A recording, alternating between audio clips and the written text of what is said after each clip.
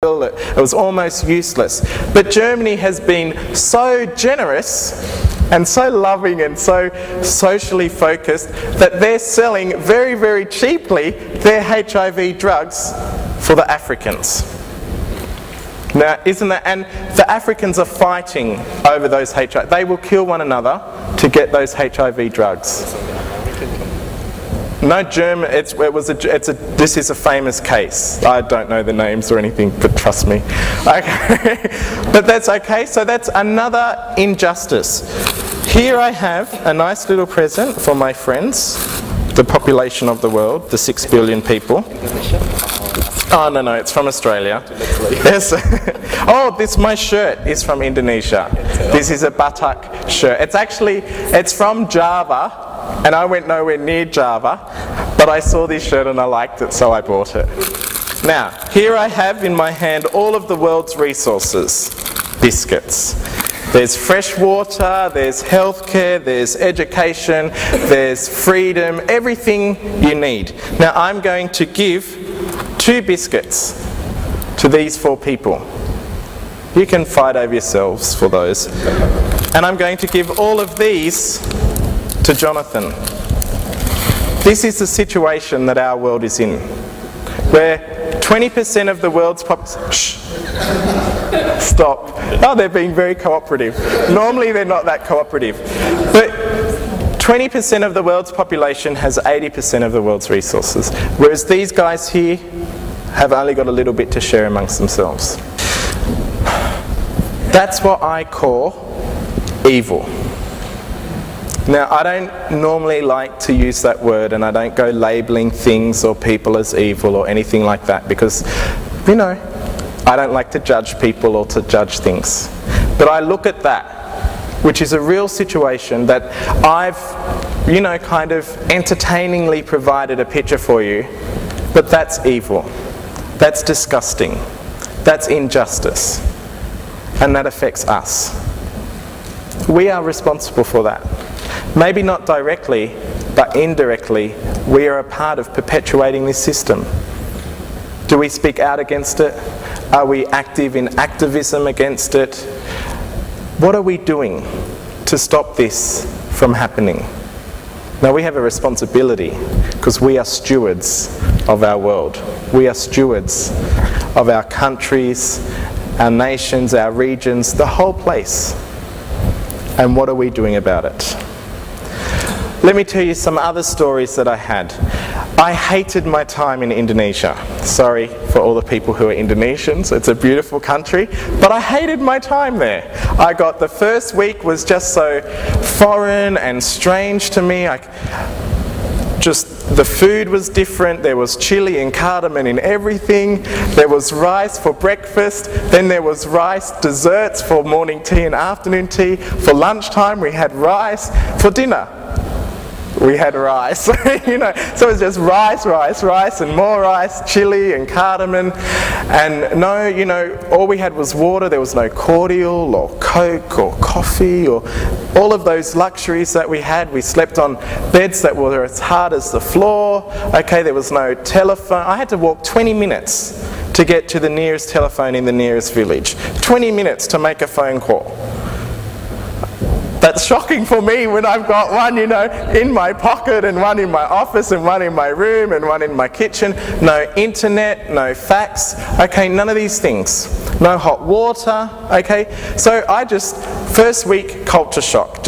I want to go home, I miss my friends, I miss my church, and then the next week I got sick.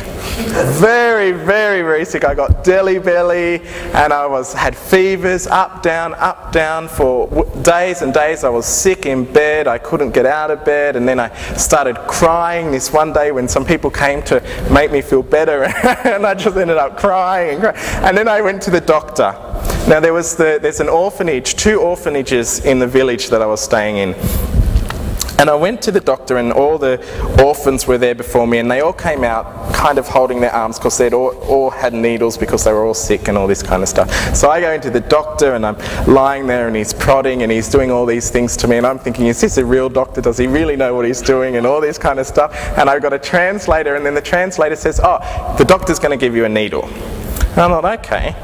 And then there's the table beside him and there's this bowl, and in the bowl is milky kind of dirty water, and he reaches in and pulls out this syringe. And you just, like, I knew he'd used that same syringe on all of those orphans and probably on hundreds of people before me. Now, I said no thanks and got some tablets and was sick for a few more extra days. But that's another story of the poverty and the injustice. They can't even afford clean syringes. You know, HIV or hepatitis, and all of those children have got it. Do you know? Probably. Yep. So that was another thing. I went to church.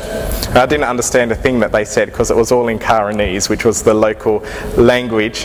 But I walked in, and I was the first one to walk in, so I walked in, and all the people were there because we were about 10 minutes late, but we were the Western guests, so that was okay. And then I walked onto this side and I sat down, and then all of my colleagues sat on that side. And the board of elders or the board of directors were sitting in the front of the church so that they could look at everybody. And then one of them got up and walked towards me. And I thought he was going to say, oh, you're a special person, and you know, he wanted me to stand up in front of everybody so they could clap and applaud and what should normally happen. But instead he came up to me and said, you're sitting on the woman's side. Please hop over to the other side. So I was sitting on the woman's side and I had to hop up in front of everybody and sit over here. And there was like, you could all hear them go, the world is once more stable. The world is once more the way it's meant to be. The men are sitting on the men's side and the women are sitting on the women's side, and it's fine. You know, just this. And then after, this is one of the things that shocked me. It's got nothing to do with poverty or anything like that. But as soon as the minister says amen, everybody pulls out their cigarettes and lighters and light up cigarettes in church. And they're talking and everything and they're all smoking. And I thought, imagine that here. Just imagine, like, yeah. So anyway, that was just one of those side things that happen. Now, I want to just, because a lot of this stuff, you know, I never knew. We live here in Sydney, comfortable, we have all that we need, everything that we want is here. And we're happy, we're content, okay? And these are all things that I didn't know, and I really feel that I need to share them with you. Another experience that I had was that Peter Rakesh Das, the guy who runs the youth department of the Christian Conference of Asia, asked me to celebrate the communion at the end of the closing worship, which was a real honour. For an MCC person to be asked to celebrate communion is a real honour, because in the ecumenical movement there's this rule: you never ever celebrate communion. You just don't do it. It's too hard. If you've got a Catholic there, the Catholic won't take communion because you're not a real Catholic priest. The Lutherans only take communion from Lutherans, and there's all these rules that all the denominations have about communion, because communion's one of the holiest sacraments. So you normally just don't do it. Anyway, we, the young people, we had a discussion and we decided that we wanted to have communion, and then they asked me to do it, which was a real honour, and I said, yes, thank you, I'd love to do it. And so I celebrated communion MCC style and all that kind of stuff. But before I celebrated communion, this young girl from India came up to me and said, Jonathan, I really need to talk to you about something. I've got something on my mind. Now, I thought she was going to tell me she was a lesbian, and I was really excited, and I thought, yay, and I'm getting into my counselling mode, and it's okay, it's okay. And she says to me, I've got my period.